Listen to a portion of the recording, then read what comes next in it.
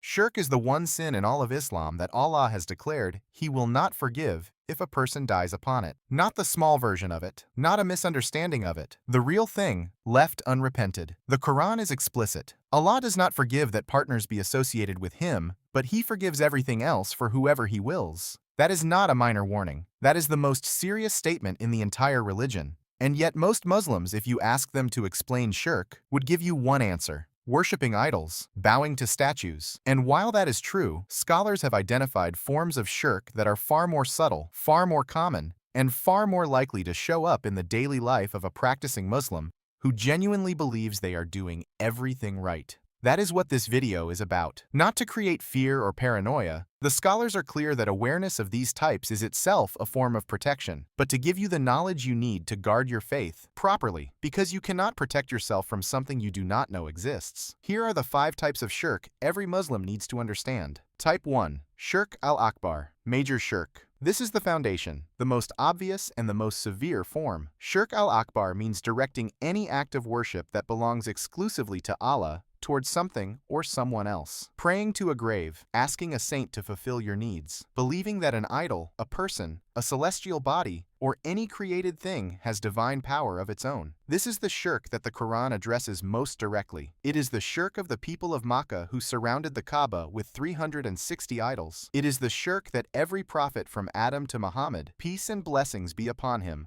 was sent to eradicate. If a person commits major shirk and dies without repentance, the Quran tells us that Jannah is forbidden to them. That is how serious this is. Shirk at this level is a rejection of the most fundamental truth in existence, that Allah alone created, sustains, and governs all of creation. To direct worship elsewhere is to deny that truth at its core. Every prophet came with the same message: La ilaha illallah. There is no God but Allah. That message is the foundation of everything. Major shirk is the direct rejection of it. In the modern world, major shirk can show up in ways that are less obvious than bowing to a carved statue. Visiting shrines and asking the deceased to intercede on your behalf, not as a dua to Allah through their status, but as a direct request to the person themselves, crosses into this territory according to the majority of scholars. Believing in astrology as a system that controls your fate, or consulting fortune tellers and believing what they say, also falls under this category. The Prophet, peace and blessings be upon him, said that whoever goes to a fortune teller and believes what he says has disbelieved in what was revealed to Muhammad. These are not small matters dressed up in cultural clothing. They are the same fundamental error the ancients made in a modern package. Type 2. Shirk al-Asghar, minor shirk. This is the one the Prophet, peace and blessings be upon him, warned about most frequently in his own lifetime. And that should tell you something. He called minor shirk the thing he feared most for his companions. Not major shirk, because they had already understood and rejected that. Minor shirk, because it is subtle, because it sneaks in through the back door while your front door is bolted shut. The most well-documented form of minor shirk is Riya, performing acts of worship for the sake of being seen by people. You pray your most focused, most beautiful prayer when others are watching. You give charity more generously when someone can see you do it. You post your good deeds. You speak about your worship in ways designed to build your reputation. The action itself is valid. The prayer is real. The charity is real. But the intention has been split. Part of it is for Allah,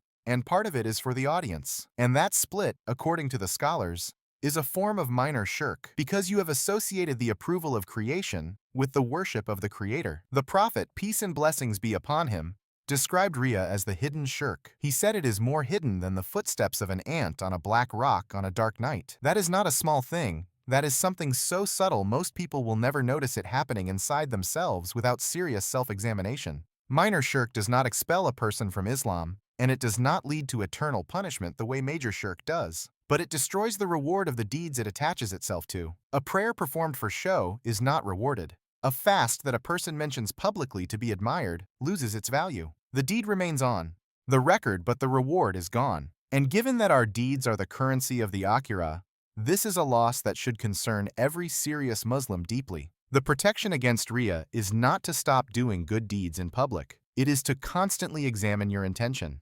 Before every act of worship, ask yourself why you are doing it, and then ask again. The scholars say that an act done sincerely for Allah that people happen to see and admire does not become Riya. What makes it Riya is when the presence of people changes what you do or how you do it. Type 3. Shirk in Tawakkul, placing ultimate trust in other than Allah. Tawakkul means relying on Allah completely, not passively. The Prophet, peace and blessings be upon him, said, tie your camel and then put your trust in Allah, meaning you take your means, and then you leave the outcome entirely to Allah. That is the correct balance. You do the work, you use the resources available to you, and then you trust that whatever Allah decrees is what will happen. Shirk and tawakkul happens when the reliance on means becomes so complete that the heart forgets Allah entirely. When you trust your job so absolutely that you believe your security comes from your salary rather than from Allah who caused that salary to reach you. When you trust a doctor so completely that in your heart you believe the doctor is what heals you, rather than Allah who placed the cure in the medicine. When you trust a person,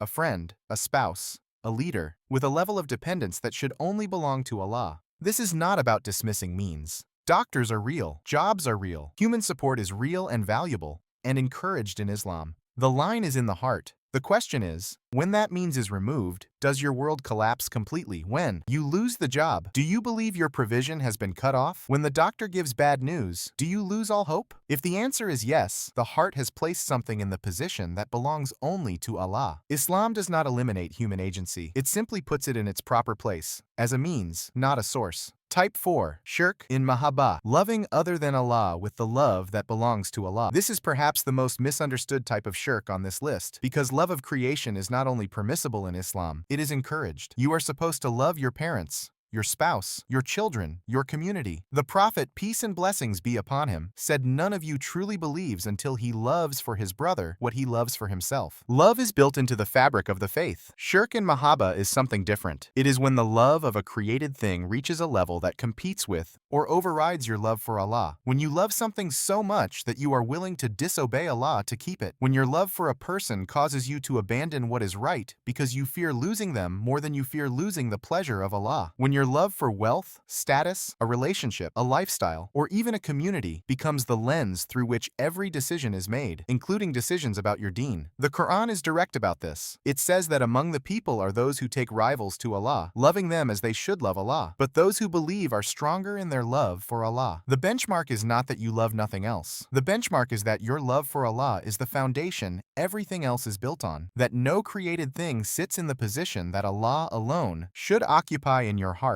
In the modern world, this can look like staying in a haram relationship because the love for that person feels too strong to leave. It can look like abandoning Islamic practice to be accepted by people whose approval you value more than Allah's. It can look like prioritizing a career, a lifestyle, or a cultural identity above what Allah has commanded. None of these things make a person a mushrik in the major sense, but they represent a misalignment of the heart that the scholars describe as a form of shirk in love. And it is a misalignment that, if left unchecked, can grow into something much more serious. Type 5. Shirk al-Khafi, hidden shirk. This is the deepest and most sobering category on this list. So sobering that when the ayah about it was revealed, the companions of the Prophet, peace and blessings be upon him, were shaken. They asked each other, who among us does not associate partners with Allah in their deeds? Because this type of shirk is so subtle, so internal, that it can exist inside a person's worship without them ever realizing it. Hidden shirk refers to the subtle contamination of intention that happens beneath the surface of outwardly sincere worship. It is not as obvious as performing a prayer to be seen. It is something quieter. It is the slight feeling of pleasure when someone praises your knowledge of Islam. It is the very small adjustment you make to your words when you realize someone influential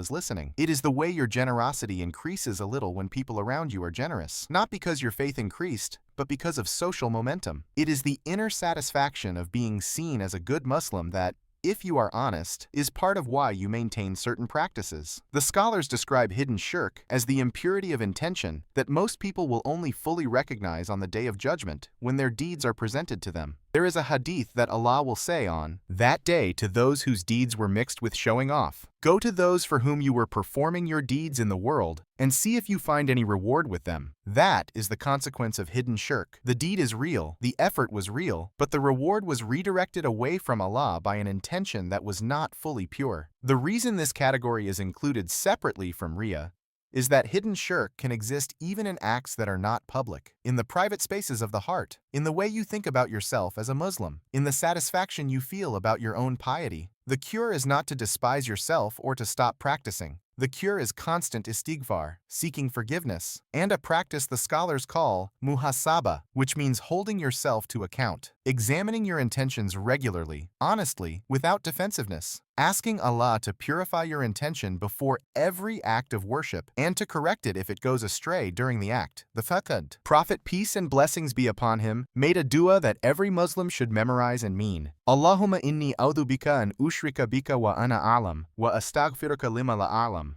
O Allah, I seek refuge in you from knowingly associating partners with you, and I seek your forgiveness for what I do not know. That dua acknowledges both sides of the problem, the shirk we can see in ourselves and the shirk we cannot, and it puts the solution where it has always belonged, in asking Allah to protect us from ourselves. Shirk in all its forms comes down to a single problem, something other than Allah being placed in a position that belongs only to Allah. Whether that is worship, trust, love, or intention, the solution is always the same. Return to Tawheed. Return to the foundational truth that Allah alone is the creator, the sustainer, the one worthy of every form of devotion. La ilaha illallah. There is no God but Allah. Say it with your tongue, understand it with your mind, and let it settle all the way into your heart. That is the protection. That has always been the protection. May Allah protect us all from every form of shirk, the major and the minor, the visible and the hidden. Ameen.